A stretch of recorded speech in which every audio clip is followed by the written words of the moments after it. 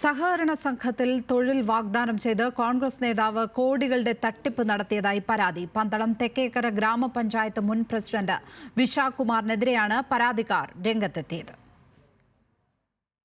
Agricultural improvement സഹകരണ സംഘത്തിൽ ജോലി വാഗ്ദാനം ചെയ്ത് ലക്ഷങ്ങൾ തട്ടിയെന്നാണ് ആരോപണം. പണവും സ്വർണവും അടക്കം തട്ടിയെടുത്തെന്നും കൂടുതൽ പേർ തട്ടിപ്പിന് ഇരയായിട്ടുണ്ടെന്നും പരാതിക്കാർ പറയുന്നു. തട്ടയിൽ മാമൂട് സ്വദേശി വിശാഖകുമാർ എന്ന വൈശാഖൻ പ്രസിഡന്റായ പത്തനംതിട്ട തട്ടയിൽ അഗ്രികൾച്ചറൽ ഇംപ്രൂവ്മെന്റ് സഹകരണ സംഘത്തിന്റെ പേരിൽ 2015 മുതൽ പണം നഷ്ടമായ 11ഓളം പേരാണ് ഇപ്പോൾ പരാതിയുമായി രംഗത്ത് വന്നിട്ടുള്ളത്. വിശാഖകുമാറും ഭാര്യ ശ്രീകലയും സഹകരണ സംഘത്തിലെ ജീവനക്കാരി ബീന രാജും ചേർന്നാണ് തട്ടിപ്പ് നടത്തിയതെന്നും ആരോപണമുണ്ട്. എൻ്റെ മോനെ ജോലി കൊടുക്കാമെന്നും പറഞ്ഞ് 2015 പീണായിട്ട് ബാങ്കിൽ, ജില്ലാ ബാങ്കായിരുന്നു, ഒന്ന് ജോലി കൊടുക്കാമെന്നും പറഞ്ഞ് 1 ലക്ഷം രൂപ ഡിപ്പോസിറ്റ് ചെയ്താൽ മതി, കൊടുക്കാമെന്ന് പറഞ്ഞു.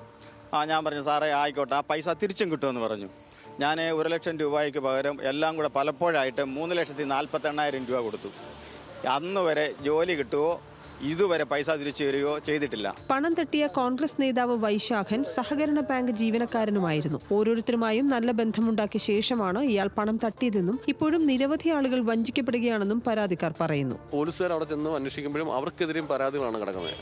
അന്ന് ഞങ്ങൾ ചെന്നപ്പോൾ SI പറഞ്ഞു നമുക്കൊന്നും ചെയ്യാൻ പറ്റുന്നില്ല, അവർക്കെതിരെ അദ്ദേഹം മുൻകൂർ ജാമ്യങ്ങൾ പലതും എടുത്തു വെച്ചേക്കുവാണ്, അപ്പോൾ അതുകൊണ്ട് അതനുസരിച്ച് നമുക്കൊന്നും ചെയ്യാൻ പറ്റത്തില്ല എന്നാണ് അവിടുന്ന് നമുക്ക് പറ്റുന്നത്.